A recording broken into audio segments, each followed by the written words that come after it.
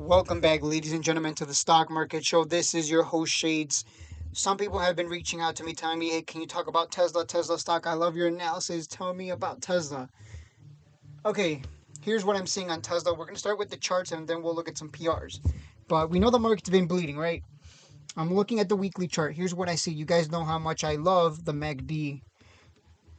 The MACD, when you look at it on the weekly, again, this is a weekly MACD, weekly chart.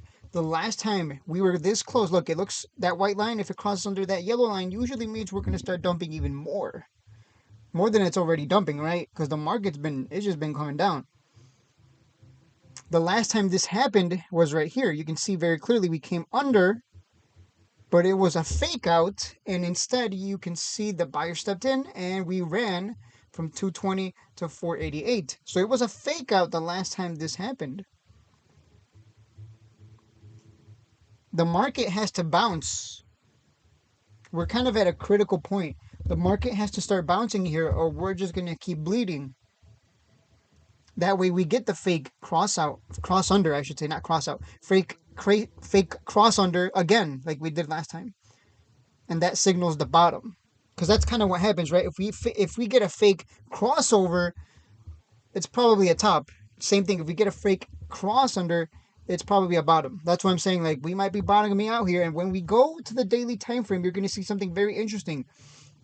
This looks like a flag here. Even if you remove this and you look at this here, that's a triangle. And buyer stepped in and pushed it up and kept it inside that triangle. We would expect, based off of this, for some major upside incoming. And that's why I'm telling you guys, like, hey, and we also have earnings as well, post-market earnings on the 29th, which is coming up. So what I'm seeing here is we have to bounce like tomorrow. Like tomorrow we bounce, and we bounce big on the market. This has to break out and follow through.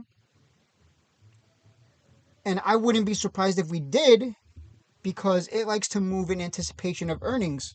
So we might just get some green candles to the upside, earnings comes out, and then it drops like a hotcake. It's absolutely possible.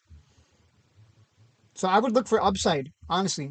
You can wait for the crossover. The crossover had been back here on December 6th, running this candle, and it went up 1, 2, 3, 4, 5. It went up like 7 days in a row. From a low of 392 to 488. So, oh yeah, this one's volatile. I don't like this one because it's volatile. Yeah, that's why I don't trade this. It's too volatile for me. I'll stick to Nvidia, which is volatile, but not this volatile. I want some volatility, but not like $80 worth of moves in like 7 days. Sheesh. Okay, but those of you who love volatility, I would look for some upside here. We need to get the breakout, basically. Breakout, crossover, confirmation, and on the weekly, that would be a cross under fake out. So everything's kind of lining up. Let me look at the RSI, because I'm pretty sure this is like lining up for a pump, is what I'm trying to say here. That's what I'm seeing. The RSI is, yeah, it's under 50. The last time it was that low, we bounced. So Monday, if we don't get this breakout, then it's going to be bearish. If we get the breakout, it's bullish, because that means sellers are done. They're finished. Selling pressure is done, and we're bouncing. Probably the market as a whole comes up at that point. At that point, I would think the whole market comes up. Let me remove the RSI. It's rare that I use this. What was the volume? I think volume might be a good indicator. I'm not going to screw it. It doesn't matter. Let me just look at the market here. SPY barely held on. Bitcoin held its bottom here. Nvidia, I think Nvidia struggled. It's weird. We're getting like quantum computing, AI stocks, anything related to tech just struggling. The S&P 500 is struggling as well, because it's like right at the bottom, barely holding on. And Nvidia, I believe, because you got to look at how everyone else is performing. Yeah, Nvidia, like I said, barely holding on. It's getting near the bottom here. So barely holding on. It should bounce off of 130 like it did like so many times. That's where I'm looking to buy like a bunch of shares. I've been waiting for 130. I'm like, I'm going to buy at 130 if it comes down to the bottom again. You know, just because the stock is expensive doesn't mean you can't buy the bottom on it, right? Sometimes it does have bottoms.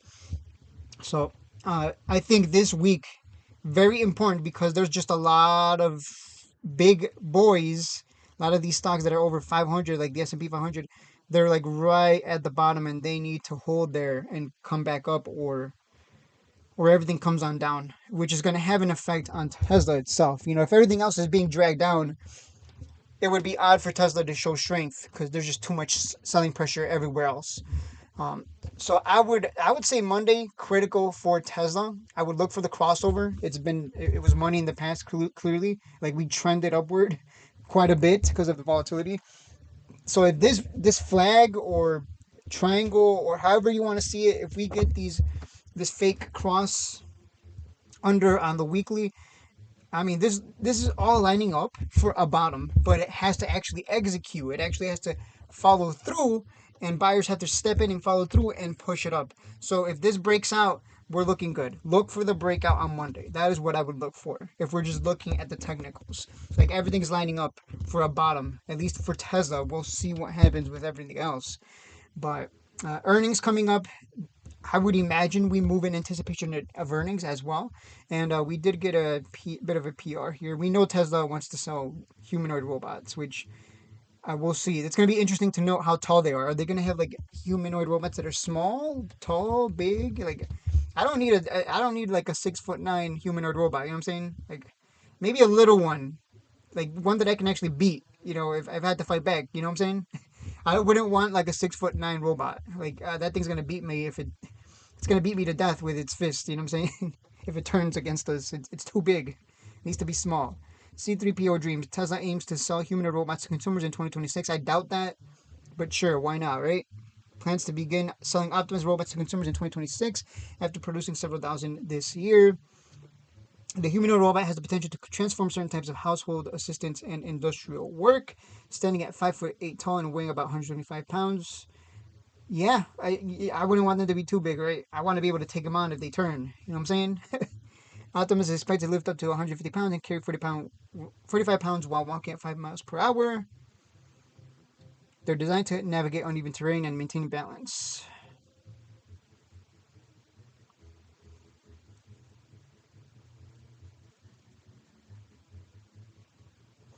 Most things humanoid robots will be priced at 20K, 20 to 25K each. So basically a new car. So basically, if you're rich, you can afford this. If you're poor, you're probably going to be like, yeah, that kind of makes sense, right?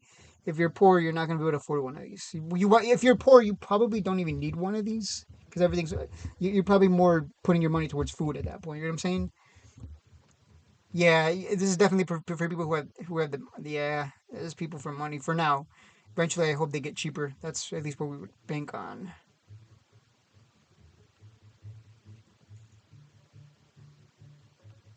All right, so that's the future right there. We're gonna be talking to machine. We already do it if you use ChatGPT or any of the other devices or apps out there that allow you to talk to AI.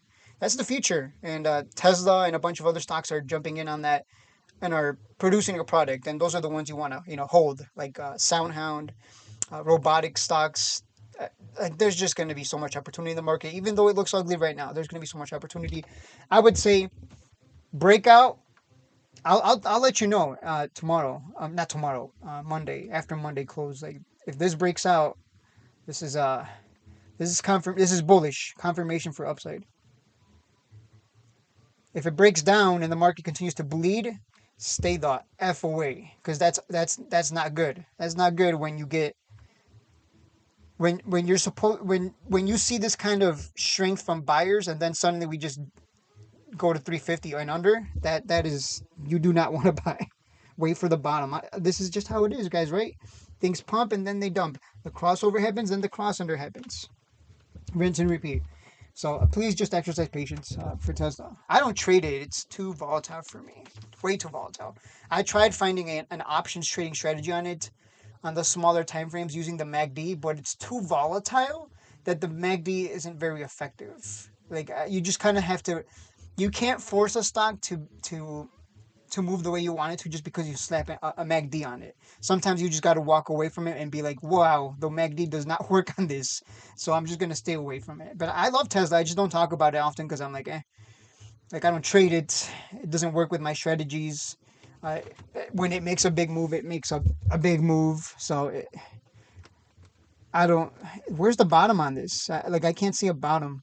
It's more of a by the MACD crossover on the daily time frame type. I'll add this to my watch list. My other watch list, not this one, to my plays watch list. I'm interested in this one. Yeah, I haven't been paying attention to this one in a long time. It looks interesting. Just like Domino's Pizza looks interesting. Like you see Domino's Pizza, you see the bottom. Like this one, I love. It's at the bottom. Ooh, and they always step in. I don't know why people love Domino's Pizza under 400, but they love it, and it loves to move from 400 to 432 or a high of 476.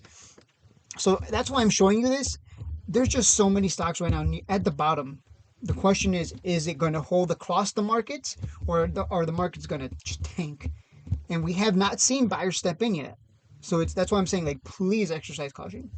Or yeah, you don't want to buy, and then the market as a whole does not hold the bottom, and the market as a whole breaks the bottom, and the market as a whole just keeps coming down to wherever the next bottom is, wherever that may be.